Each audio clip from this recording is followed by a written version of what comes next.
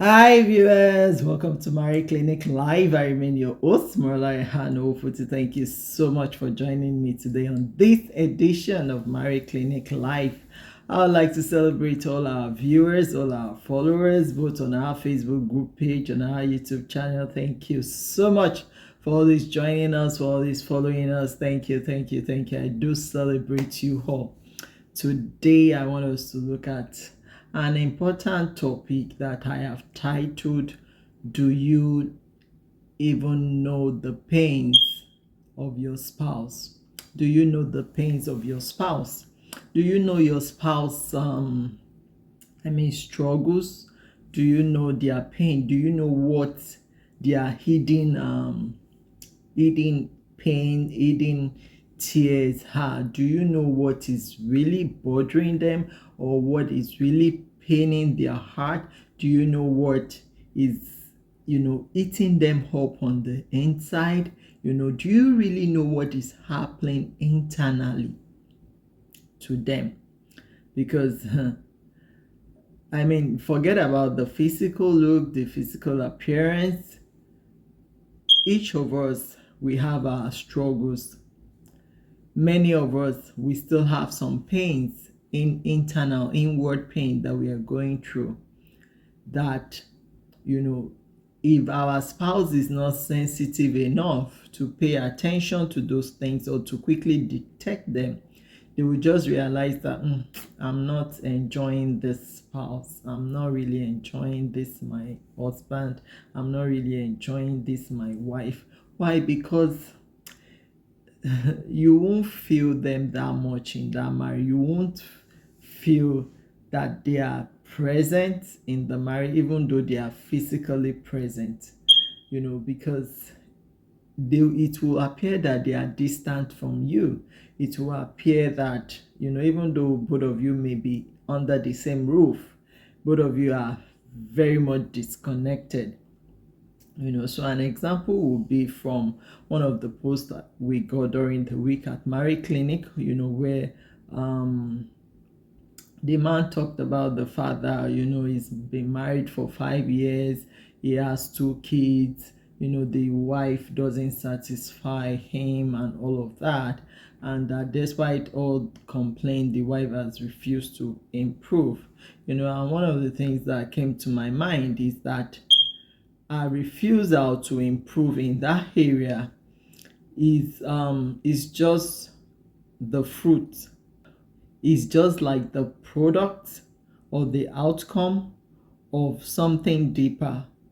Now if you really sit down or you pay close attention to that kind of a woman, you will realize that some things are going on her inside. She's going through some internal pain, some hidden struggles that you don't even know about. Don't let me call it hidden, but some things that are hidden to you, but it's not hidden to her.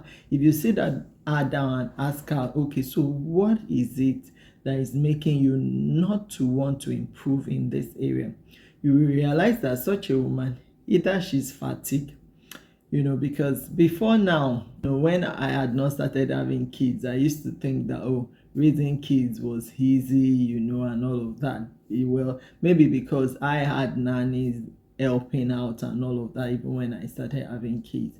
But in the absence of a nanny, now that we don't have a nanny and we have to do everything by ourselves, most of the time I have to do everything for the kids, except my husband is around, then he would assist. It's now that I'm getting to understand what a lot of people are facing, that don't have help, that don't have any form of support, at home, or any form of domestic staff to help with their kids. It can be very, very, very draining. This morning I was thinking about it, that, oh Lord, that it's actually a lot of work raising kids. That, can you imagine that we beat these children every day, 365 days a year? We beat them every day, especially the ones that are still little. But the grown-up one, can bathe himself, can brush himself. But for those ones that are still very young, that are still growing up, you have to do the brushing for them, you have to do the bathing for them, and you do this back to back every day. If you are like me, that once my kids go out there to school and they come back from school, immediately they must bathe. So that means they are not bathing once a day, they are bathing twice a day. Sometimes they might even bathe 3 times a day, depending on, maybe they go outside to play and all of that, and they came back in time and they have to bathe. Now imagine a mother having to go through that, and on top of that, you will still go to the kitchen to cook, and you have to cook 365 days, in a year, except for, those women that are privileged to be married to compassionate men that will care less whether you cook today or you don't cook today. At times, if there is no food to eat, he would even be the one to go organize something for us to eat. But there are some men that believe that every day she must cook, even if she's sick, even if she's tired, she must cook. Well, that could be burdensome. That could be burdensome on anyone. Now, add to that, some will now expect you to still do their laundry. Yes, we do the laundry, but some would expect that, oh, you still do the laundry. There is still the part of cleaning the house, cleaning the bathroom, cleaning your toilet, cleaning the kitchen, tidying up the dishes, aside from cooking. So it's a lot of work, and all these things will gradually start telling on the woman's state of mind, even on her health, if she's not the type that can manage herself very well. It will start telling on her. And if you are the type of husband that you don't give a helping hand, all you know is, oh, after I've provided money, I've made money available, so long I have put money down for feeding, and I've put money down, and I've paid the rent, and I've done this, I've done that, I've paid the bill, then that's all. You don't give a helping hand. Now, if you are that kind of a man or that kind of a husband, then see, let me be factual with you. You cannot enjoy that wife. Not because she's not romantic, not because she's not hot, not because she's not good at sex. It's just because she's tired, she's fatigued. She needs help. She needs an intervention. She needs support. Now, when you now provide her with support, tell that kind of a woman to take a week off chores, to take a week off, doing rigorous or daily routine. Maybe you get someone to come and help with the kids. Now, let that kind of a woman have a week to herself. And after that week of rest, not doing chores, not doing anything, now tell her, oh yeah, my sweetheart, come, let's do this. Whether that kind of a woman will not be willing and ready, to respond to you adequately. She will be eager, to meet you halfway. Why? Because you've helped, you've stepped in, you've provided interventions and support for her to get herself back together. Now, a woman that does not have support of any kind from anywhere, whether from husband or from nanny or from grandma or from in-laws or from siblings, that does not have any kind of support, that kind of a woman, I tell you, internally she'll be going through some pains, like, God, who sent me on this errand?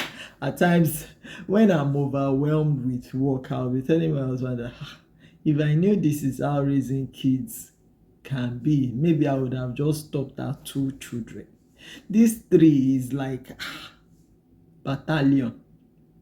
Now imagine people with 4, 5, 6 children, what they will be going through. So you cannot be complaining that she's this, she's that, when you've not paid attention, to our aiding struggles, to our pains.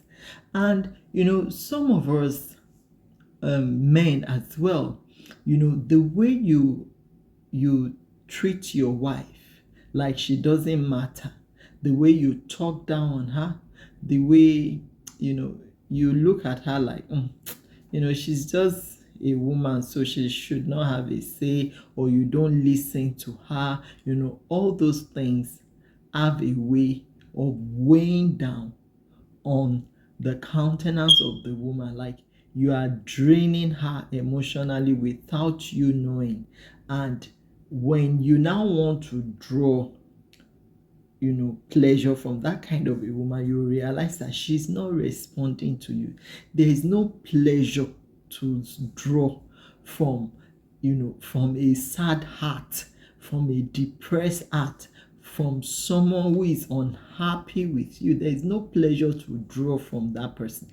It is when you have deposited acts, good acts, or acts that can bring her happiness, pleasure, that you can be demanding for pleasure yourself. And this thing is vice versa. It's also applicable to women, understanding the pains and the struggles of your men, because men, even though they are men, they have their own struggles. Yes, men are the leaders, they are the head of the home, but go across all nations of the world. No matter how powerful the king is or the president of that country is, he or she, has their own personal struggles. They have their own inner pains, inner struggle that they are going through. That is how your husband too is. Forget that he's a man. A man is just a gender. He is still human. He has emotion, he has feeling, he has pains. There are some things he is equally going through that is paining his heart. There are some men, when they don't have money, hey, you can't get the best out of them. When they are lacking, when there is deprivation, when they cannot meet up with their responsibility, when they cannot meet up with their bills, you don't get the best out of them. So you as the wife, that is not the time to be fighting him and be insulting him. Oh, your mates are renting house in Banana Island. Or your mates are building or buying houses at the Bahamas. Look at you, you are still struggling. That is not the time. You as the wife, if you recognize the pain of your husband, what you should do is to convert that pain to prayer points for him and say, Lord, this issue, this aspect of this man's life, Lord, I want you to attend to it. I want you to do something about it. Let breakthrough come his way. Let him cease from his struggle and his toiling, all this lack, poverty, deprivation. I don't want it in his life. I don't want it in our home. I don't want it in our family. I don't want it even in our line. It must not be passed down to my children. You as a woman, you convert such to prayer, and you also encourage him and help him. You encourage him, spur him, push him, to go do the things that will help him break free from that limitation of want or lacking. Push him either to get another skill or to get more skill. Push him to go for more studies if that will help his situation, depending on what he's currently doing. Help him, encourage him. Maybe he might need to change job, he might need to look for another job. Even in the place of prayer, help him to change his job prayerfully. Because some men will be complaining, the money is not enough, yet they will sit down at that same job. They will not make any effort to look for another one. You as a woman, you can keep encouraging him, keep reminding me, okay, you have to change job. Maybe that will give you the kind of leverage or money that you are looking for, that will help you meet up with the bills. Now, so many things like that. We all have our hidden pain. As couples, if you claim you truly love your spouse, you must be able to listen to their unspoken pain. They may not even be saying it, they may not be telling you about it, but they are going through something. You can see it on their countenance. You can see some will show it through resentment. Some, they will show it through their refusal, to do something for you. Their body language is telling you that something is wrong. And if you are wise, you will pay attention to what is really bothering them, what is really paining them, what is their concern. You, that you are always cheating, you are always sleeping around, cheating on your spouse. How do you think that that wife or that husband will be happy? Definitely, internally, is either they are, is either they are cursing you, or they are like, what is all this? Their heart cannot, be praying for you when you are doing such a thing, unless the God-fearing one, that whatever it is, but if they are not the God-fearing type, I tell you, their heart will be at war with you. That is the honest truth. And when we are doing things to our spouse that will cause them pain, and you think that they should not react or they should take it like that, then you would be a wicked man or a wicked woman to keep inflicting pain on others or on another person, and you don't want to expect or accept the reaction, from what you are meting out on them. Even Bible says that we should do unto others what we want them to do to us. You cause her pain, you cause him pain, and you want them to be taking it like that. Okay, so even if they keep taking it like that, for how long do you think they will keep taking such from you?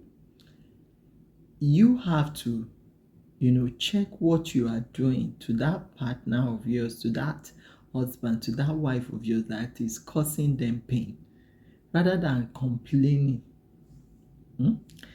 Check what you are doing. There is something you are doing that is causing all those reactions. Because we are not mad people. Women are not mad. And so also men are not mad. Like, if they were mad, you wouldn't have gone into marriage with them in the first place.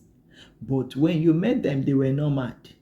So now that it's looking like, this person is going insane in this marriage, check what you are doing to them. There must be something you are doing that is making this person act like someone who is mentally disturbed. It must be from what you are doing. And if it is not from what you are doing to them, whatever is causing their pain, be compassionate enough to to step in if you can. Be compassionate enough to help them prefer solutions. Some people's pain may be resulting from losses, maybe loss of parent, loss of a loved one, maybe loss of a job. You might not be the one responsible, for their pain, but whatever it is, empathize with him or with her. Be compassionate. Look for ways that both of you can solve the problems together. Rather than just pretend as if, nothing is happening. I don't care. I care less what she may be going through or what he may be going through. If you want peace for yourself, if you want to get the best from your spouse, you need to pay attention to their pains, to the things, they are struggling with, to what is really paining their heart. You need to also pay attention to that. If the power lies in your hands to change things, and turn things around, why not do it? To make them get rid of that pain and come out of that painful experience they are currently going through. Whatever help, whatever assistance, whatever support you can provide to her or to him, to be able to come out of that pain. And it lies within your power to do it. The one that does not lie within your power, provide encouragement, provide support, comfort them. If it's the loss of a loved one, stand by them. Go through the tough times together, and not that you will leave him or her alone to go through it alone. That is not a good thing to do. So when your husband or your wife, is resenting you, and you seem not to be getting the best out of them, You may want to find out what is it that is going on with them. Something is eating them up internally. Find out. When you find out, it will help you to know where to channel your prayers, where to channel your energy, how to channel, whatever solution you may have, to addressing the issue. This is very important. I think I've said enough. I would like to stop here now. Please let me know in the comment section what your thoughts are concerning this. Let's know your thoughts in the comment section. I'd like to stop here now. I remain your host, Malaya Hanofuti. Till we meet again.